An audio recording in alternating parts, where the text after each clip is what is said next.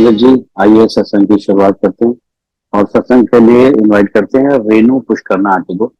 Aunty आप please आए और गुरु जी का सत्संग शेयर करें। जय गुरु जी महाराज। गुरु जी को कोटि कोटि प्रणाम। संगत को हाथ जोड़कर विनम्र नमस्कार। गुरु जी के बारे में बताना, एक्चुअली हमारे पास वो वर्ड्स नहीं है कि जिसके द्वारा हम उनको डिस्क्राइब कर सकें कि गुरु जी क्या है। गुरु जी हमारी, जो हम सोच सकते हैं, जिन शब्दों में हम उनको बांधना चाहते हैं, वो डिक्शनरी में एक्चुअली शब्द ही नहीं है। क्योंकि गुरु जी हर मोड़ पर, जीवन के हर टर्न पर हमेशा 24/7 आपके अंग संग है।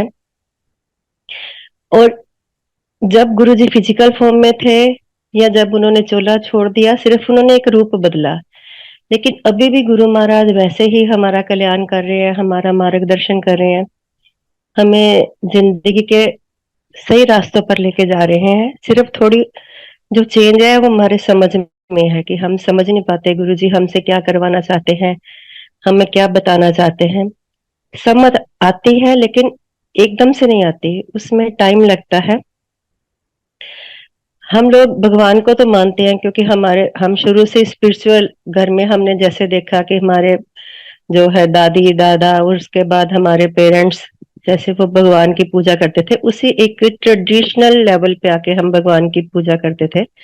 और उसके साथ हम ये भी कंडीशंस लगाते थे, अगर हमारा ये हो जाए तो हम 16 सोमवार रख लेंगे, ये हो जाए तो हम तीर्थ यात्रा कराएंगे, 40 दिन हम मंदिरों में वो चलिए अपना कराएंगे।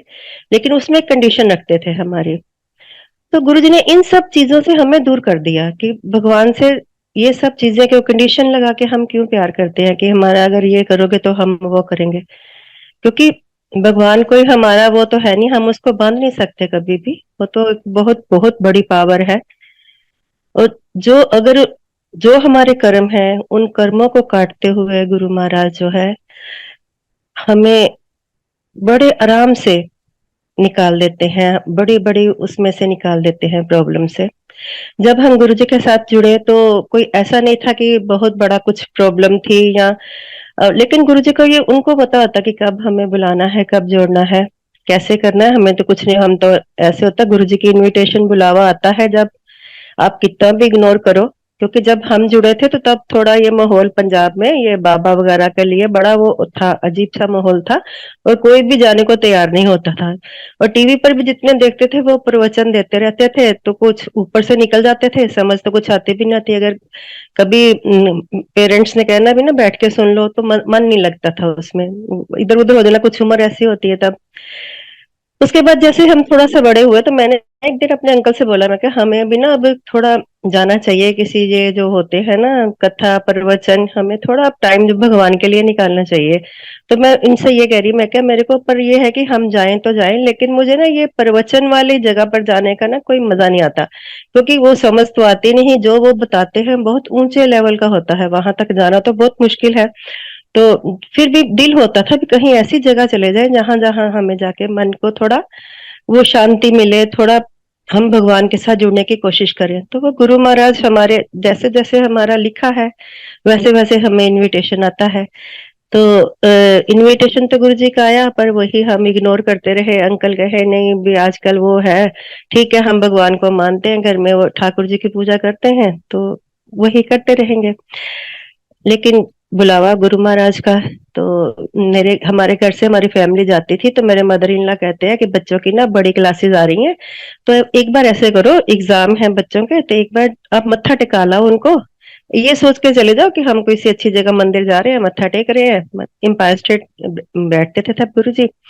तो हम गए तो लेकिन गुरु जी का वो रूप, वो आकर्षण, वो जैसे कोई एक ऐसा था जैसे कोई लाइट ही बैठी है एकदम से। क्योंकि हमारे मन में बाबा के बारे में वो होता कि दाढ़ी बड़ी होगी, भगवा वस्त्र डाले होंगे, पर गुरुजी की तो शान ही दुनिया से अलग, वैसा लगे जैसे पता नहीं हम किसी वो दूसरे लोक में आ गए हैं, दुनिया से कट के जगह है। क्योंकि इतनी पिन ड्रॉप साइलेंस।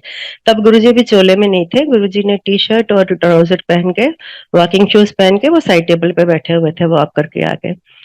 तो देख के मंत्रमुग्ध हो गए, ऐसा लगे बस मन इनकी उस जैसे ना मुखड़े तो नजरा हटावा के दिल करता था इनको देखते ही रहो। लेकिन वो जब देखते थे तो आंखें ऐसे चुंधे आ जाती थी, भी इतना रूप, इतना नूर। मन टिक गया वहां पर जाते ही, वैसे बहुत अच्छा लगा। लेकिन मेरे अंकल ना चाय नहीं पीते थे, तो कहते थे मैं वहां जाऊंगा चाय नहीं पीऊंगा। लेकिन गुरुजी की भी वो घर मन की जानते हैं। अंकल चाय प्रसाद देने आए, मुझे मिला, बच्चों को मिला, अंकल को मिला ही नहीं। ये कहते चलो अच्छी बात है, जगह तो बहुत अच्छी है, चल चाय प्रसाद भी मुझे नहीं मिला। तो हमने जाना शुरू कर दिया ऐसे रूटीन में, क्योंकि अंकल की ड्यूटीज और तरह की होती थी, मारुति में जॉब करते थे।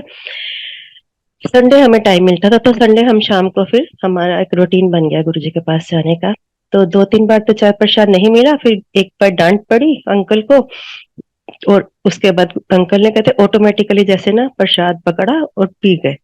और अब गुरुजी की कृपा है, जो अब उन्होंने जो करना है हमारे ऐसे गुरुजी के साथ हमारी जर्नी शुरू हो गई। तो अच्छा लगता था, वो 2-3 घंटे कहाँ बीत जाते गुरुजी की शरण में, पता ही नहीं चलता था।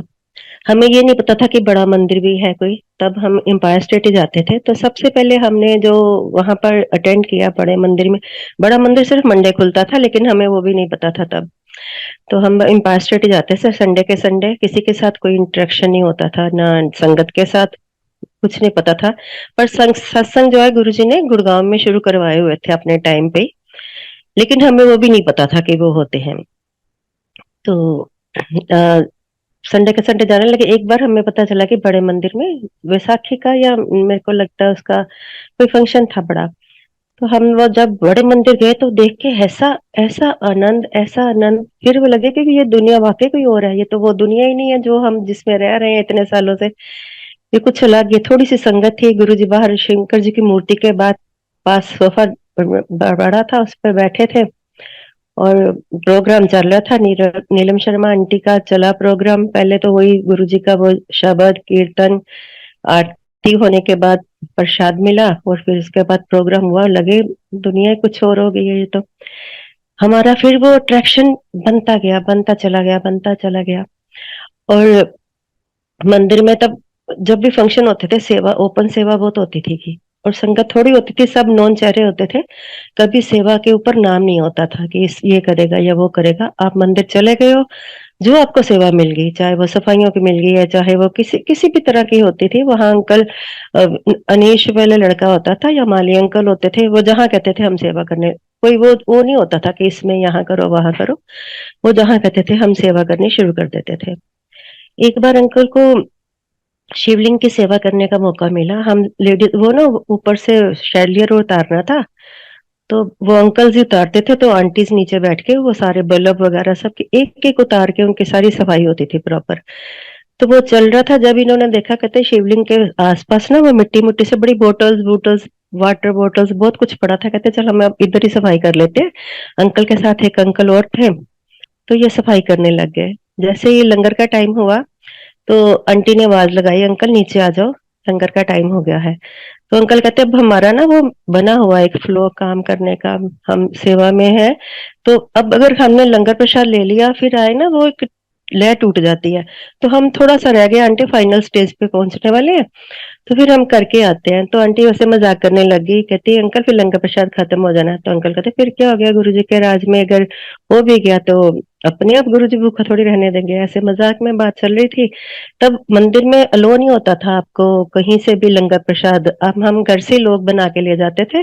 और वहां जाकर जैसे सारी दालें हैं तो एक दाल में कर देनी, सारी सब्जियां एक में जगह कर देनी, और चपातियां 2-2 चपातियां घर से ज्यादा ही बना के ले जाते थे कि जो संगत नहीं लेके आई होगी तो मिल बांट के खा लेंगे हम।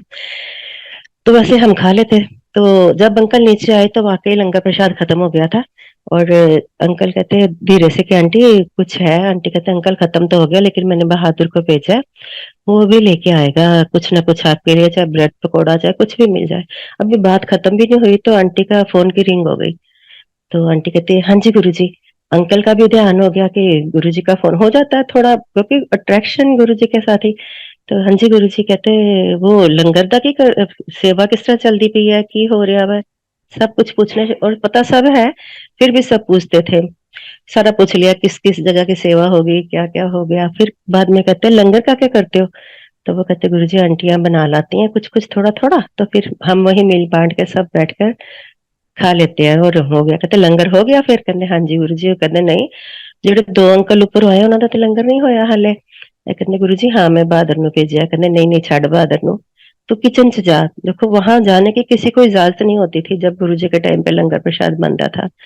वहां से दाल सब्जी जो भी बनी है और चपातियां लेके उनको लंगर प्रसाद कराओ। तो वो कहने की बात ये है कि जो भगवान हमारे इतनी इतनी चीज का ध्यान रखता है, किसको मिल गया किसको नहीं मिला, ये खाना खाना की चीज है, प्रसाद की चीज है, क्या ब्लेसिंग करते हैं क्या करते हैं ये वही जाने।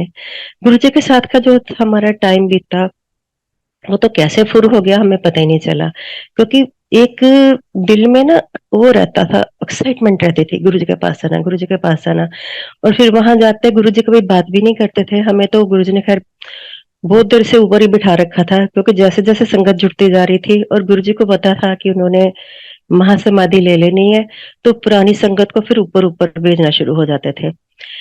हम एक्चुअली जब एमजी रोड पे बड़ा रश होता था, जब अभी बड़ी सड़कें बड़ी नहीं हुई थी गुरु जी के टाइम पे, ना मेट्रो बनी हुई थी, कुछ भी नहीं था, तो रश बहुत होता था, हम जाम में फंस जाते थे। अगर कभी जल्दी आप एक बार हम जल्दी 2-4 बार पहुंचे हैं जल्दी, एक बार जल्दी पहुंचे तो अभी पूरा खाली पड़ा था।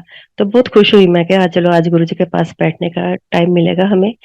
3 वो स्टेप मैंने एम्पायर स्टेट के नीचे उतरे तो गुरु जी कहते चल आंटी ऊपर, बड़ी जोर से बोला गुरु जी ने। मैं ना वो गुरु जी ऐसे बोलते थे बंदा ऑटोमेटिकली अपने आप ही करने लग जाता था वो काम। तो मैंने वहीं से टर्न लिया और जैसे ऊपर को चढ़ने लगी तो जोशी अंकल आ रहे थे, करे आंटी सारा खाली पिया हुआ है, तुसी कितने ऊपर जाते पे हो। तो मैं तो कुछ बोली भी नहीं, मैं वैसे ही घबरा गई थी। तो गुरु जी कहते जोशी मैं कहता ऊपर। बस फिर हम उसके बाद मैं नीचे बैठने की कभी कोशिश ही नहीं करी, मेरे को था मालिक ने कह दिया ऊपर तो अब ठीक है। तो दिल में यही आता था कि गुरुजी कब से तो आपने ऊपर ही बिठा रखा है, दर्शन भी नहीं होते। वो गुरुजी ने धीरे धीरे हमें इस हमारा लेवल बड़ा किया कि हमें मुझे अपने दिल में देखो, दिल में महसूस करो, आंखों से वो चीज जो है वो दिल में उतर के उसको रियलाइज करने की कोशिश करो। वो हमें तब सिखाया लेकिन तब समझ नहीं आती, तब तो हम दुनियादारी में पड़े रहते हैं ना कि गुरुजी ने पता नहीं क्यों ऊपर भेज दिया। तो एक बार गुरुजी के टाइम पे जब शादियां होती थी बच्चों की, तो गुरुजी की तरफ से कार्ड्स मिलते थे हमें। तो हम गुरुजी के रिप्रेजेंटेटिव बन के जाते थे संगत में, और ये भी नहीं पता होता था किसके घर शादी है, वो होस्ट कौन है, सगुन किसको देना है। बस फिर अपने आप ढूंढते ढूंढते हम चले जाते। एक बार किसी रेलवे के बहुत बड़ा कोई ऑफिसर था, उसकी बेटी की शादी थी, तो उतरी थी रेलवे वाली साइड पे।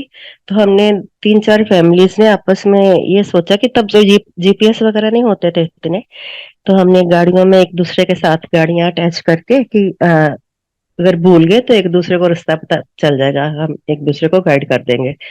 तो हम वहां पहुंचे तो बहुत सारा गुरु जी के लिए उन्होंने अरेंज किया हुआ था बैठने का, नीचे संगत गद्दे लगा के संगत के बैठने का अरेंजमेंट किया हुआ था। हम वहां बैठे, थोड़ी देर के बाद गुरुजी आ गए, तो बड़ी ऐसे खुशी हो गई जैसे पता नहीं क्या मिल गया हुआ हमें। गुरुजी बैठे रहे हमारे पास, कभी यादा गुरुजी बात नहीं करते थे किसी से भी। थोड़ी देर के बाद वो जो होस्ट था वो आया, उसके साथ कुछ और मिनिस्टर थे और ऑफिसर्स थे। वो आके गुरुजी को मिलाने के लिए लेके आए, उन्होंने प्रणाम किया और गुरुजी से वो इंट्रोडक्शन करवा रहे कि ये फलाना है ये फलाना है ये है वो है। तो वो गुरुजी ने सब उसके सुनते रहे और स्माइल देते रहे, हाथ सबको हाथ जोड़ जोड़ के। और जब वो चुप हो गया फिर कहते ये मेरी संगत है। तो ऐसे वो लगा कि गुरुजी ने ये कहा कि ये मेरी संगत है, तो वो गुरुजी ने हमें अपना कहा। तो ये लम्हे छोटे छोटे जो है ना गुरुजी के साथ, वो हमारी वो एक प्रॉपर्टी बन गई है पूरी। बाकी चीजें अब लगता है कि सेकेंडरी है। वो जो टाइम गुरुजी के साथ हमने बिताया वो तो बहुत मजेदार टाइम था। फिर गुरुजी बैठे, तो हम सब बैठे रहे, तो गुरुजी कहते जाओ मैंने थोड़ा देखन आयो, जाओ जाके ने खाओ पियो मौज करो, ब्याह ते आयो मैंने देखन आयो। फिर वो चले गए। बस ये था कि खाने पीने की तरफ तो ध्यान था नहीं, थोड़ा बहुत खाया बस। आके फिर हम बैठ गए गुरुजी के पास। फिर गुरुजी ने अपने हाथ से प्रसाद बांटा, लड्डू प्रसाद दिया सबको, इवन की दूल्हा दुल्हन सब लाइन में आए और सबने गुरुजी से मत्था टेका और प्रसाद लिया। उसके बाद गुरुजी चलने लगे, तो हम सब गुरुजी को बाहर सी ऑफ करने के लिए आए। तो जाते जाते गुरुजी गाड़ी में बैठे, सब लोग मत्था टेक रहे थे। गुरुजी तो ऐसे था जैसे हवा की तरह चले जाते थे और हम पीछे भाग भाग के जाते थे उनको फॉलो करने के लिए, बहुत तेज चलते थे गुरुजी। तो गुरुजी जब से गाड़ी में बैठे तो मत्था टेका सबने। मैं पीछे खड़ी थी, मुझे जेठरा अंकल कह रहे आंटी आओ आओ आप भी मत्था टेको। उसके बाद दरवाजा बंद हो रहा था और गुरुजी की वो जो ड्रेस थी, बड़ा अच्छा कोचोला पहना हुआ था गुरुजी ने, वो बीच में आ रहा था गाड़ी के, जैसे दरवाजा बंद करने लगे। तो मेरे दिल में आया मैं ये अंदर कर दूं। फिर सोचा नहीं करूंगी तो पता नहीं मेरे हाथ, हम खा पी के आए हैं झूठे, मतलब दिल में वही अभी चलता है ना, भरम पड़े रहते हैं हमारे। तो फिर भी मैंने गुरुजी का नाम लेके ना, मैं कह अपने मन में कह रही हूँ मैं कि हे गुरुजी माफ कर देना, अगर कुछ गलत कर रही हूँ तो। अंदर को कर दिया कपड़ा गुरुजी का, और गुरुजी मेरे को देख के ऐसे स्माइल करके कह रहे मैं कह रही हूँ जय गुरुजी, अंदर मन में कह रही हूँ। तो वो मुझे जोर से कहते कहते जय गुरुदेव। मैं ऐसे एकदम से कंफ्यूज हो गई। तो क्योंकि जो अंदर की बात है वो गुरुजी हमारे जानते हैं सारे। ऐसे करते करते वो लम्हे मजेदार हमारे। फिर गुरुजी ने हर त्योहार पे गुरुजी की कोई ना कोई याद है हमारे पास। एक बार गुरुजी ने मेरे से भजन सुना था, वो होली का था टाइम। और ऐसे दिवाली, होली, लोहड़ी, एक बार मुझे घर में प्रसाद भेजा था, हम जा नहीं पाए थे। तो उनके साथ जो था ना, एक अलग ही जो हमारा ऐसा लगता था कि कनेक्शन ही कुछ अलग है, जो दुनिया से हटके है जो। इन बिटवीन फिर गुरुजी ने महासमाधि ले ली, और वो टाइम सारी संगत के लिए बहुत ऐसा टाइम था, क्योंकि हमें ये नहीं पता था कि गुरुजी ऐसे हो जाएंगे कि एकदम अब इन्होंने विराट रूप ले लेना है। अब तो हर जगह गुरुजी की इतनी संगत है। तब तो हमें कह कह के लोगों को लाना पड़ता था, कि गुरुजी ने बोलना शुरू कर दिया था कि जिसका कल्याण करवाना ले आओ। तो कोई आने को तैयार नहीं होता था। एक बार मुझे याद है गुरुजी ने महाशिवरात्रि पे कार्ड्स बांटे थे, इनविटेशन कार्ड। अब भी एक आध कार्ड पड़ा होगा हमारे पास। तो गुरुजी ने वो बोला था कि जितने कार्ड दिए हैं डोर टू डोर जाके सबको बांट के आने हैं। हम गुड़गांव में रहते, तो वहां पर ऐसा होता था, अगर हम किसी के घर कार्ड लेके जाते थे ना, तो लोग सोचते थे शायद चंदा लेने के लिए आ गए हैं। तो लोग ध्यान से सुनते ही नहीं थे। और अब वो सब संगत जिनको गुरुजी ने कार्ड भिजवाए थे, वो सब संगत गुरुजी से जुड़ गई है। तो वो गुरुजी का तरीका था, उन्होंने मतलब कि तब से उनको इनवाइट कर लिया था। और अब जिन किन के पास हम कार्ड लेके गए थे, सब गुरुजी के पास आते हैं, और सब सब खुश और ऐश कर रहे हैं। तो महासमाधि के बाद हमारा वो जो था ना, एकदम से वो हो गया कि अब हमारा क्या होगा। हम गुरु के साथ हम बड़ी वो बना लेते ना प्लानिंग, कि ऐसा करेंगे वैसा करेंगे। तो गुरु जी के जाने के बाद वो सारी संगत ऐसे हो गई थी। तो फिर गुरु जी ने हर संगत को किसी ना किसी तरह से सबको संभाला। किसी को ड्रीम में दर्शन दिए, किसी को कैसे दिए। मेरे को याद है कि जब गुरुजी का वो टाइम था, तो मंदिर में वो रोज ही सुखमनी साहब जी का पाठ होता था 3 से 5। तो एक दिन पाठ हो रहा था, तो गुरुजी के स्वरूप जो मंदिर में है एज ये वही स्वरूप थे, मतलब बड़े बड़े जो उसी ड्रेस में। तो एक दिन शब्द चला, उससे पहले पाठ से पहले, सो सतगुरु प्यारा मेरे नाल है। तो मेरे को एकदम से हो जाता है, बंदा सेंसिटिव किसी बार इमोशनल हो जाता है। तो मैं अपने दिल में सोच रही मैं क्या, ये अब ये शब्द भी किस काम के, हमारा तो गुरु जी चले गए, हमारा सतगुरु कहाँ हमारे साथ रहा। तो ये सोचकर मन भर आया और मैं रोने लगी। तो हम तब रोते भी थोड़ा ऐसे थे कि कोई साथ वाले को पता ना चले, क्योंकि फिर एक होता था सबके शुरू हो जाता था प्रोग्राम। तो क्योंकि अपने बस की बात नहीं होती, ये कुछ प्यार ही ऐसा है गुरु का। तो मेरी बेटी बैठी बैठी थी मेरे साथ, तो मुझे ऐसे ऐसे करे करी मम्मा, मैं क्या, मैं सोच रही शायद चुप करा रही है मेरे को। कहती सामने देखो। तो गुरु जी का वो स्वरूप था, तो गुरु जी भी रो रहे मेरे साथ। मैंने नहीं देखा, उसने देखा। फिर उसने मुझे कहा कि मम्मा क्यों रोते हो। कहते अपने आप को संभाल लो, गुरु जी भी दुखी होते हैं।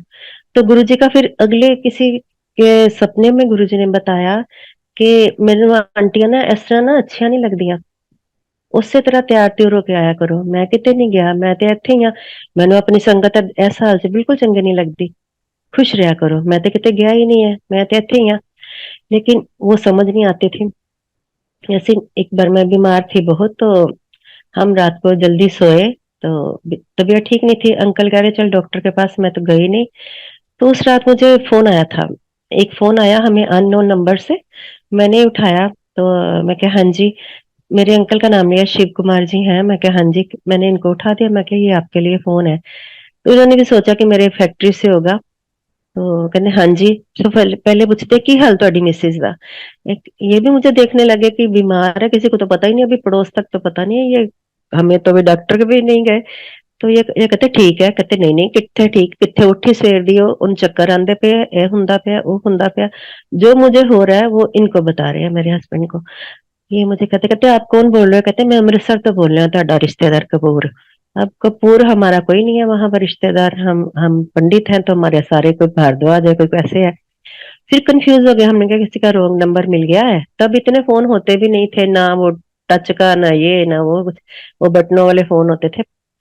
उसके बाद ये कहते हैं आपको किसने बताया, कहते मुझे ना पहले मेरी सिस्टर का नाम लिया, वो अमृतसर रहती है। फिर कहते नहीं मुझे दृष्टि तो पता लगा, फिर भी हमें कुछ समझ नहीं आई, हम ना सोचे किसी का रोल नंबर आ गया। फिर एकदम से कहते चल तू चिंता ना कर, हो जाएगा सवेर तक हो जाओ ठीक। तो गुरुजी ऐसे ही बोलते थे। तो एक मिनट आया दिमाग में कि गुरुजी फिर नहीं हुई, गुरुजी कैसे अब फोन करेंगे हमें। हमने फोन रखा, सो गए। और सुबह में काफी बिल्कुल ठीक थी, सुबह उठी तो मैं उठी तो बिल्कुल नॉर्मल लग रही थी और ठीक थी।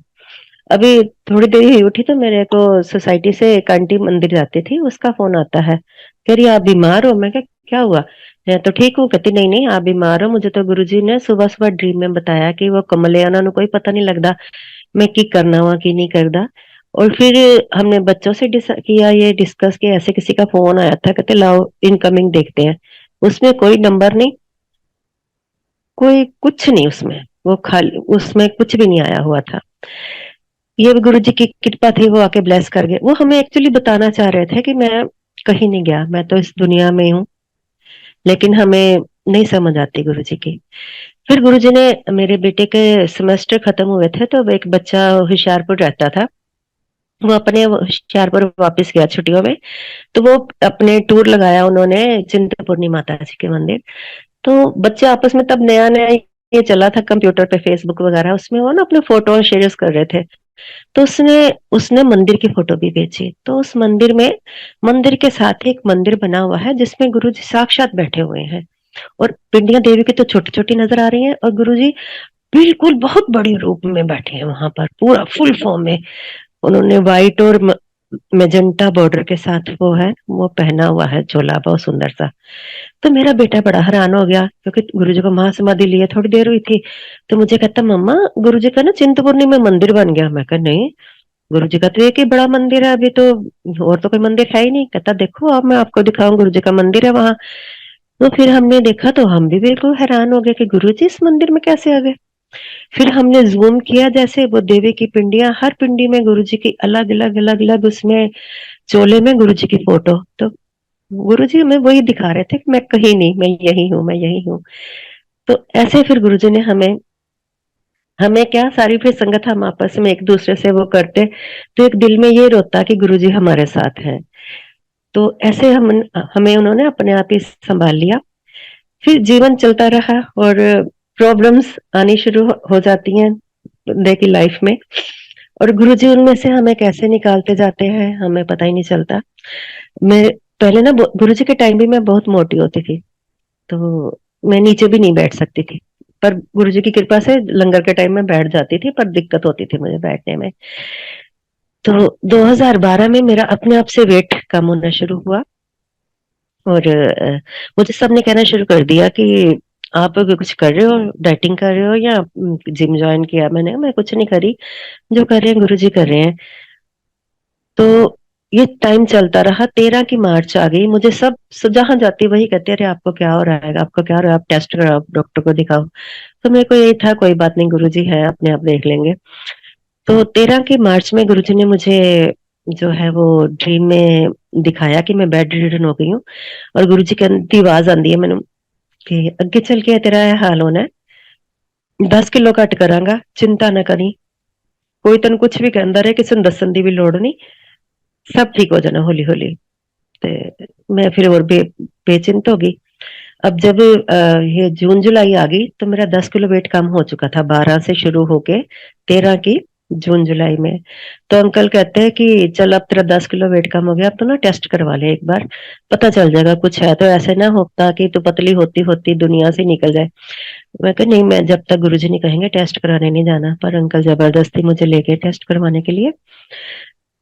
तो उसमें फुल बॉडी का चेकअप था, मेरे सारे पैरामीटर हिले हुए थे, शुगर मेरी 550 आ रही थी, और बाकी भी सब कुछ इधर उधर बहुत गड़बड़ थी। तो ये मुझे लेके डॉक्टर के पास, तो वो भी दवाइयां शुरू हो गई। जब तक मैंने डॉक्टर को नहीं दिखाया, दवाइयां नहीं खाई, मैं बिल्कुल ठीक रही, एनर्जी लेवल बिल्कुल परफेक्ट, सब काम। लेकिन जैसे दवाइयां शुरू करी, क्योंकि गुरुजी का हुक्म नहीं था, तो वो दवाइयों ने मेरे सेंस ऑर्गन पे असर कर दिया। मेरी आई साइट बिल्कुल चली गई, और दांत हिलने लगे, कानों से सुनना बंद हो गया। स्किन मेरी ऐसी थी, जुड़ियों के साथ हाथ में आ जाती थी बिल्कुल। एक तो मोटी से पतली हुई, दूसरा ये इतनी ज्यादा शुगर, और ये सब चीजें, पैरामीटर बाकी के। तो फिर भी ये सोचा, चलो गुरु महाराज ने हमारे 90% तो काट दिया, बेड पे जो पड़ना था, चलो 10% ठीक है, ये भी अपने आप ही कटवाते जाएंगे। लेकिन 2 महीने के बाद मुझे उन चश्मों में भी ना नजर आए, 2 चश्मे लगे मुझे, एक पास का एक दूर का। कभी वो बदलूं कभी वो बदलूं थोड़ा, क्योंकि बिल्कुल ही पहले आईसाइट ठीक थी और एकदम से 2 चश्मे लग गए, चल रहा था। लेकिन 2 महीने के बाद मुझे उनसे भी नजर आना बंद हो गया। फिर डॉक्टर पे गई, मैं क्या बढ़ गया होगा नंबर। तो डॉक्टर बार बार मुझे देखे, चेक करे, फिर दोबारा चेक करे। फिर बाद में कभी पूछे, आपकी सेम उम्र है जब आप जितनी आपने लिखवाई हुई है? मैं क्या हाँ सेम उम्र है। फिर कहता पता नहीं, वो नॉन डॉक्टर था, कि भाभी पता नहीं आपके, कहता ऐसा ही ठीक हो गई है, अब आपको इसलिए इन चश्मों में से नजर नहीं आ रहा। तो वो मैंने, कहता पता नहीं, होती तो कभी किसी बच्चे के भी एक बार चश्मा लग जाए तो ठीक नहीं होता, आपका तो बिल्कुल ऐसे ठीक हो गई है। मैं कहा तेरे को नहीं पता कि हमारे सिर पे किसका हाथ है, तुम तो मानोगे भी नहीं। तो ऐसे गुरुजी ने मुझे न्यू लाइफ दी, इतनी उसमें से बचाया। अब आने वाली जो हमारी प्रॉब्लम्स होती है, हमें तो पता ही नहीं होता कि कौन सी प्रॉब्लम आने वाली है, गुरु महाराज को सब पता होता है। ऐसे 2 बार मेरे को बचाया गुरुजी ने। एक बार फिर मैं बहुत बीमार हो गई थी, लास्ट से लास्ट ईयर, इन्हीं दिनों में मैं हॉस्पिटलाइज थी। और मुझे याद है कि मेरे को दवाइयां भी सूट नहीं कर रही थी, डॉक्टर्स ने जवाब दे दिया था। लेकिन 24 सितंबर को, अभी आज में 25 या पता नहीं कितनी है, आई डोंट नो, भूल जाता है मुझे डेट। तो तब भी मुझे जूम पे सत्संग करना था, किसी संगत, मुझे याद नहीं है भी कौन सी संगत, कैलिफोर्निया की थी शायद। तो ये तो सेटिंग पहले हो गई हुई थी कि सत्संग करना है, लेकिन मैं हॉस्पिटलाइज हो गई। अब अंकल मुझे कह रहे तू मना कर दे आंटी को, किसी और से सत्संग करवा लेंगे। मैंने कहा नहीं नहीं, मैंने मना नहीं करना, पता नहीं गुरुजी क्या चाहते हैं, क्या कि उन्होंने मेरा कल्याण सत्संग करवा के करना है। तो मैं कहा मैं करूंगी, जितना हुआ करूंगी, नहीं होगी तो अपनी संगत है, मना कर दूंगी भी मैं, मेरे से नहीं बोला जा रहा। लेकिन गुरु महाराज की कृपा से मैंने काफी टाइम सत्संग कर लिया, और वो जो दवाइयां मुझे सूट नहीं कर रही थी, वो मुझे सूट करनी शुरू हो गई। वो गुरु जी की सब प्लानिंग उनकी चलती है हमारे जीवन में, कैसे कब कहाँ ब्लेस करना है। और मेरे साथ पता नहीं उन्होंने हॉस्पिटल में कितनों को ब्लेस किया, जो वहां पर आ रहे थे, जा रहे थे, सुन, वो सब सुन रहे थे बड़े ध्यान से, पता नहीं ये क्या बोल रहे हैं इतना उस पे। तो वो ये मालिक की इच्छा है। तो ऐसे मेरे अंकल को कई बार गुरु महाराज ने बचाया है, कई बार मोटरसाइकिल साइकिल से, गाड़ी के एक्सीडेंट से। क्योंकि ये मारुति में जॉब करते थे, मेरे को एक याद आ रहा है सत्संग। तो आपको पता गुड़गांव में और दिल्ली में फॉग बहुत होती है सुबह, तो ये इसी वजह से कि वहां पर ना वो पंक्चुअलिटी बहुत थी, अगर आप 1 सेकंड भी लेट हो गए तो वो आपके अटेंडेंस नहीं लगती थी। तो अंकल की कोशिश यही होती थी मैं बाइक से जाऊं, क्योंकि जाम में से फिर इधर उधर उधर करके निकाल लेते थे। तो उस दिन फॉग बड़ी थी, तो अंकल अपनी साइड पे ठीक जा रहे हैं, एक कैब आ रही है और ऊपर से एक दूसरी कैब उसको ओवरटेक कर रही है। एक कैब पहले ओवरटेक कर रही है और दूसरी उसको कर रही है, फोग था, दिख रहा नहीं था। तो वो कैब आके सीधी अंकल के बाइक में टकराई, और इतनी जोर से आवाज आई जैसे पता नहीं क्या हो गया हो। अंकल कहते मैं घबराहट हो गया, लेकिन कहते मेरा ऐसा था किसी ने बाइक आगे से पकड़ लिया हो, वो गिरा भी नहीं, इतनी आवाज आने के बाद भी। और कहते मैंने थोड़ा सा, वो अपने आप ही स्लो हो गया, अपने आप ही, कहते मैंने थोड़ी रेस दी, चल पड़ा। कहते मैं अपना चला गया, ड्यूटी पे जाके पहुंच गया। जैसे कहते मैं वहां पहुंचा, वहां ब्रेक लगाऊं, ब्रेक ही ना लगे, क्योंकि वो सारा ब्रेक तो टूट चुकी थी उसकी। कहते मैं तो परेशान, कहते मैं वहां चक्कर काटता जाऊं, काटता जाऊं, काटता जाऊं, मेरे को लगे ही ना, मेरा ब्रेक ही ना लगे उसकी बाइक की। कहते बड़ी मुश्किल मैंने धीरे धीरे रेस कम कर कितने चक्कर कहते मैंने लगा के, और पैर से बड़ी मुश्किल मैंने बाइक को वो किया। लेकिन जब ठुका वो एक्सीडेंट हुआ तो वो गुरु महाराज ने पकड़ा, सीधी सी बात है। तो गुरुजी हमेशा हर एक के साथ हमेशा है। ऐसे गुरुजी ने बेटी की शादी बहुत अच्छे से करवाई विद इन, उसका हमें दिसंबर में आया था। फरवरी में गुरुजी ने शिवरात्रि वाले दिन उसकी वो करवा दी एंगेजमेंट। और उसके बाद आते बैसाखी के बाद 19 तारीख को गुरुजी ने उसकी शादी करवाई। लड़का भी अपने आप ढूंढा और मुझे बता भी दिया सपने में आके। और खुश है मेरी बेटी गुरु महाराज की कृपा से। दामाद भी अच्छा है, हमारे जैसे हमारी फैमिली है वैसे उनकी फैमिली है। तो मालिक की इतनी कृपा है कि हर काम में हर जगह पर हमारे साथ है। हमारे अब पेरेंट्स, ब्रदर, सिस्टर, सबकी फैमिलीज, अब हमारी एक्सटेंडेड फैमिलीज भी जो पहले हम पे हंसते थे, वो भी अब सारे गुरु महाराज की कृपा से सब वहां जुड़े हुए हैं। अब कभी हम डुगरी चले जाए तो आधा पंजाब के हमारे रिश्तेदार हमें डुगरी में मिल जाते हैं कई बार। तो ऐसे देख के हैरानी होती है कि गुरु गुरु महाराज की कृपा देखो सबको कैसे कैसे ब्लेस कर रहे हैं। मेरा ब्रदर जब हम गुरु जी से जुड़े थे तो वो रामाशरणम जाता था। तो उसको हमने कई बार कहना तू आजा गुरु जी के दर्शन कर ले। तो उसने कहना नहीं नहीं मैं ठीक, वो अपना जा रहा हूँ, मुझे सेवा मिली हुई है, मैं उसमें खुश हूँ। हमने कहना भी ठीक है। जब 2006 में न्यू ईयर का आया तो हमने सोचा कि एक बार चल इसको कहते हैं कि मेरा ना वो सिस्टर के हस्बैंड वो जुड़े हुए थे गुरु जी के साथ। तो वो कहते मैं लेके आऊंगा इस पर पाजी नु। तो उन्होंने उसकी टिकट्स वगैरह करवा ली। जब आने लगे तो फोग बड़ी थी, लुधियाना से चलना था उन्होंने। बार बार भाई यही करता जाए, नहीं नहीं मैं नहीं जाता, बड़ी फोग है, मैं नहीं जाता, बड़ी कैंसिल करा दो टिकट्स, इतनी लेट हो गए हम तो पहुंच भी नहीं पाएंगे, ट्रेन ही लेट है। लेकिन गुरु महाराज ने जब कहते ना बुलावा उनका तो कोई ट्रेन लेट नहीं होती, और लेट ट्रेन भी आपकी टाइम पे पहुंच जाती है। तो वो जब हम सब गए तो वो ये जेंट्स पहले ही मत्था टेकाए थे, तो हम लेडीज वॉशरूम की तरफ हो आई थी पहले कि बाद में आराम से बैठेंगे। तो जब हम जाने लगे तो मुझे कहता मैं आप जा रहे हो मत्था टेकने में? क्या हाँ। मैं कहा आप तो हो टेका है? कहता हाँ टेक तो आया हूँ पर मेरा मन नहीं भरा, मेरा ना एक बार फिर जाने को मन कर रहा है। तो मैं कहती हूँ नहीं बेटा ऐसा ना करे, ये बड़े मंदिर इसमें ना बड़े दिनों में गुरु जी का एक बार ही मत्था टेकने को मिल जाए तो बहुत बड़ी बात है, दूसरी बार तेरे को डांट पड़ गई मुझे मत कहना फिर। कहता नहीं नहीं कोई बात नहीं, डांट पड़ जाएगी ना। मैं और कहाँ आ नहीं रहा था, और कहा कहता कोई नहीं डांट पड़ जाएगी तो कोई बात नहीं, मैं चलता हूँ आपके साथ। मैं कहा चल पे। और वो हमारे से आगे आगे आगे आगे।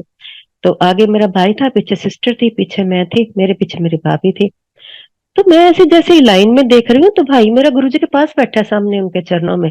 मैं बड़ी हैरान ऐसे ऐसे देखूं, और थोड़ी देर के बाद उठ के चला गया। ये गुरुजी से बात कर रहा था कोई, और म्यूजिक रूम की तरफ से गया और वहां जाके ना रोने लग गया। मैं क्या पता नहीं डांट दिया और गुरुजी ने, मैं क्या इसको बोला भी था कि गुरुजी से बात मत करना कोई भी, गुरुजी अपने आप करेंगे करनी होगी तो उसके बाद मेरी सिस्टर गई, उसने देखा भाई रो रहा है, वो भी उसकी आंखें भी भर है, भी पहली बार आया पता नहीं क्या हो गया। फिर मैं गई, मैं भी बाहर निकला है हम वहां से। मैं क्या चलो बाहर चलो, यहाँ क्यों रो रहे हो? तो आंखें मेरी भी भर आई। मैं क्या इसको डांट पड़ गई, बड़ी मुश्किल से तो आया था। फिर मैंने बाहर ले गई उसको। मैं क्या क्या हुआ? कहता उसका ना एक्चुअली मेरे मम्मा का भी कनेक्शन बहुत अच्छा था गुरु जी के साथ, बहुत ज्यादा कनेक्टेड थे वो। तो कहते उनका ना घर बना था। कहता मैंने कहा गुरुजी मेरी मम्मी ने, कहते कि गुरुजी ने मेरे को बोल ही नहीं दिया। कहते हाँ हाँ मैंने पता ਤੁਹਾਡਾ घर बनया हुआ है, जाओ ऐश करो। तो कहता मैं इस बात का रोना आ गया, मैं तो आ भी नहीं रहा था, मैं इतना नालायक हूँ। और गुरु महाराज को सब पता है हमारा। और तो मैं कहा बेटे वो बुलावा तो उन्हीं का होता है। अब वो भी सारी फैमिली बहुत गुरु जी से जुड़ी हुई है। मेरा, मैं अपने भतीजे का सुनाती हूँ सत्संग। मेरा भतीजा एयरफोर्स में है, और जब उसकी 12th भी नहीं हुई थी उसके मन में यही था कि मुझे एयरफोर्स में जाना है। तो इसने एग्जाम वगैरह दिए, टफ होता है, तो इसका पहली बार में हुआ ही नहीं। फिर इसने दोबारा दिए, देहरादून गया था तब। तो एग्जाम तो इसके क्लियर हो गए, लेकिन मेडिकल में इसकी प्रॉब्लम आ गई। ये दिल्ली में आया था वहां पर मेडिकल करवाने, आरआर हॉस्पिटल। तो उसके 3 उन्होंने निकाल दिए थे पार्ट। एक तो लीवर फैटी बताया था, एक और बताया था कोई इसके बॉडी में कोई प्रॉब्लम, और एक बताया था कि इसके है जो हाथों की हड्डियां है उसका कर्वेचर ऐसा है कि वो स्टेयरिंग पकड़ने में उसको प्रॉब्लम आएगी। तो उसने डिस्क्वालीफाइड कर दिया इसको। फिर बच्चा वो डिप्रेस हो जाता है कि इतनी मेहनत के बाद सब पेपर भी क्लियर हो गया और मेडिकल में भी मेरे को अनफिट कर दिया, घर चला गया। लेकिन मन इसको बहुत करा कि हमने तो उस पे कर ले, लैंड पे कर ले, कोई सी और जगह कर ले, एयरफोर्स में मत जा, पेपर तेरा क्लियर है तो किसी और में चल जा। नहीं नहीं, मैंने जाना तो उसी में जाना है। फिर दोबारा हम ना अपील उसमें कर सकते हैं, आपको एक चांस और देते हैं मेडिकल के लिए, क्योंकि अगर थोड़ी बहुत ही प्रॉब्लम होती है तो मेडिसिन से ठीक हो जाती है। तो ऐसे मेरे ब्रदर ने भी दी, इसको मेडिसिन वगैरह लेके दी, 2-3 महीने में आपको करना होता है। तो गुरुजी ने मेरे ब्रदर को ड्रीम दिया कि जब इसकी दोबारा फाइल लगाओगे ना, मेरे से ब्लेस करवा के लगवाना। तो कहता मैं बड़े मंदिर आऊं ब्लेस करने में? कहती गुरु जी का जहाँ आप पूजा करते हो स्वरूप है, वहां पर रख दो, ब्लेस हो जाएगी, गुरु जी कर देंगे अपने आप। तो वो ब्लेस करवा के करवाई। फिर आया दिल्ली, हमारे पास ही रुका था आके भतीजा मेरा। तो इसने जब करवाया तो मेडिकल का, तो वो तो दवाइयों से इसका ठीक हो गया था जो 2 प्रॉब्लम्स थी। अब हाथों की हड्डियां तो ठीक ही नहीं हो सकती थी। तो जैसे वो जो भी देख रहा था डॉक्टर वगैरह, इसके वो चेक कर रहा था हैंड्स वगैरह, तो इसके एकदम से हाथ नीले हो गए जैसे वो शंकर भगवान का कलर होता है। तो वो डर गया, अभी पता नहीं क्या हो गया बच्चे को। कहता are you okay, are you okay. बस उसको मतलब कि वो ऐसा कंफ्यूज हुआ, उसने ओके लिख के उसको जल्दी जल्दी कागज भेजा था, you please to you go and take rest, you go and take rest. उसको समझ ही ना आया कि मैंने। तो अब गुरु महाराज की कृपा से अब तो ऑफिसर भी बन गया वो। गुरु महाराज सब बच्चों का, सबका, जहां कहते हैं ना, गुरु जी कहते हैं कि आपके बच्चे मेरे बच्चे हैं, आपको सिर्फ पालना है, बाकी इनको कहाँ कैसे भेजना है, क्या करना है, वो मेरा काम है। तो उनके साथ हम जुड़े रहेंगे, तो गुरु जी अपने आप हमें रास्ता दिखाते रहेंगे। एक बार जब हम नए नए जुड़े थे गुरु जी के पास, तो हमारे ऐसा होता था कि किसी के साथ इंटरेक्शन नहीं होता था, हमें सिर्फ फेस याद होते थे कि ये लोग आते हैं। बाकी जब हम सत्संग पे जाना शुरू हुए, फिर हमें समझ आना, जैसे बात कर पाते। पहले हमें ऐसा होता था गुरु जी हमें ऐसा कनेक्शन लगाते थे कि हम खुद ही बता देते थे बातें कि कहाँ हम गलत है, कहाँ हम ठीक है। एक बार हम मंदिर, बड़े मंदिर गए, तो हमने मत्था टेके, मैं तो बाहर आ गई थी, अंकल टेक रहे। तो अंकल के मन में क्या आया कि कुछ लोग गद्दी पे मत्था टेक रहे हैं, कुछ शंकर भगवान की प्रतिमा पे मत्था टेक रहे हैं। तो अंकल कहते मैं कुछ गलत तो नहीं कर रहा, पहले पता नहीं वहां जाना है, पहले वहां जाना है। नए नए होता है ना, बंदे को सिस्टम नहीं पता होता। तो मत्था टेका, बाहर आ गए, बाहर आके फिर वो तब ना ऐसा नहीं था, ओपन होता था पूरा। तो बाहर आके प्रसाद लिया, फिर सत्संग होते थे, हम रंगोली वाली जगह पे, बाहर वाली जगह पे बरामदे में बैठ के सत्संग करते रहते थे। सत्संग हुआ, फिर मंत्र जाप होने का टाइम आ गया, तो दोबारा जब हम आज्ञा लेने आए, तो अंकल ने मेरे ने जब मत्था टेका शंकर के भगवान की प्रतिमा को, तो कंधे तक तो वो शंकर भगवान थे, लेकिन ऊपर का जो फेस था वो गुरुजी का लगा हुआ था। वो फेस, तो ये बड़े हैरान हुए ये क्या हो गया, कि नीचे तो शंकर भगवान है और ऊपर गुरुजी हैं। तो गुरुजी ने उनको ये क्लियर कर दिया कि तुम यहाँ बैठो, वहां आ जाओ, दोनों जगह मैं बैठा हुआ हूँ, कहीं भी मत्था टेक लो। तो गुरु जी ऐसे हमारी क्वारीज जो है तो वो क्लियर करते जाते थे। एक बार हम लाइन में लगे हुए थे, तो गुरु जी अपने हाथों से कुछ अ, बांट रहे थे। वो रेड वाली जो गुत्थी से होती छोटी सी, उसमें कुछ था, गुरु जी अपने हाथों से दे रहे थे। तो मेरे आगे वाली संगत को मिला, मुझे नहीं मिला। मेरे बाद अंकल थे, अंकल को भी नहीं मिला। तब हम नए नए जुड़े थे गुरु जी के पास। पीछे वाली जो संगत थी उसको भी मिला। अब ध्यान हमारा इसी में, हम तो इन्हीं चीज के चक्कर में पड़े रहते हैं ना। ध्यान हमारा तो, मैं मेरा भी मन थोड़ा हो गया, अंकल का भी। कहते देखा हम अभी नए नए है ना, तो हमें गुरुजी ने अभी दिया ही नहीं है, तो अब जो पुराने हैं उनको गुरुजी दे रहे हैं, दिल में आ जाता है। हम ऐसे है ना, हमारे मन में कुछ ना कुछ चलता रहता है। नेक्स्ट टाइम हम आए, जैसे ही एंटर किया, तो वो शब्द लगा हुआ था, हर जियो कृपा करो तुम प्यारे। उसमें एक लाइन आती है, दाता दात रखे हाथ अपने, जिस पावे तिस दे। तो वो गुरुजी ने ये समझाया कि वो तो मेरे हाथ में है, जब आप मेरे काबिल हो जाओगे, मेरे अकॉर्डिंग बन जाओगे, तो आपको मैं अपने आप वो चीजें देता चला जाऊंगा। तो वो समझाया गुरुजी ने कि पहले मेरे काबिल बन जाओ। गुरुजी वही कहने से अपना पांडा साफ रखो, मतलब कि अंदर से साफ हो जाओ, फिर देखो नजारे में ना, कनेक्शन लगाओ, डायरेक्ट कनेक्शन। तो सबके साथ गुरु जी का अपना, अब मैं हूँ, अंकल है, हमारा सबका अपना अपना कनेक्शन है। जो हमने, हमारे कर्म है, गुरु जी ने उनके अकॉर्डिंग हमें करना है। जो अंकल के हैं वो अंकल को करना है, जो बच्चों के हैं वो बच्चों को करना है। मेरे मेरे बेटे को गुरुजी ने न्यू लाइफ दी है। 2018 में हम आए थे तो बेटे की एक आंख में कोई प्रॉब्लम थी, उसकी एक आंख बाहर थी एक अंदर थी। तो मैं इसको पॉइंट आउट किया, मैं कहा बेटे तुम्हारी आई में ना कोई प्रॉब्लम है तो पहले डॉक्टर को दिखा के आ। तो वो इंडियन ही डॉक्टर था हमारे यहाँ, तो उसने बोला कि कोई बात नहीं तुम ना सेक कर लो ठीक हो जाएगा ये। तो बच्चों के पास टाइम इतना होता नहीं, कर नहीं पाया, फिर हम वापस चले गए। ये इंडिया आया बेटा तो उसकी फिर वो आंख दोबारा और बाहर निकली हुई थी। तो मैंने इसको फिर बोला, मैं कहा बेटा मुझे तो लग ये कहता क्या मम्मी आप दिखा तो दिया बार बार बार बार। नेक्स्ट टाइम फिर हमने आना था तो इसने घर, हम आते हैं तो घर बड़ा ले लेते हैं बच्चे, जब जाते हैं तो फिर छोटे में चले जाते हैं।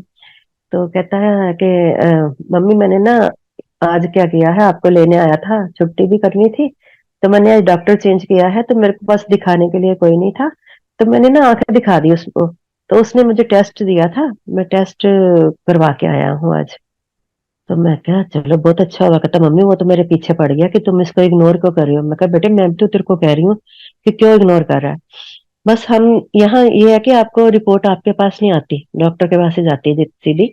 और डॉक्टर इसका छुट्टी पे चला गया एक हफ्ते के लिए।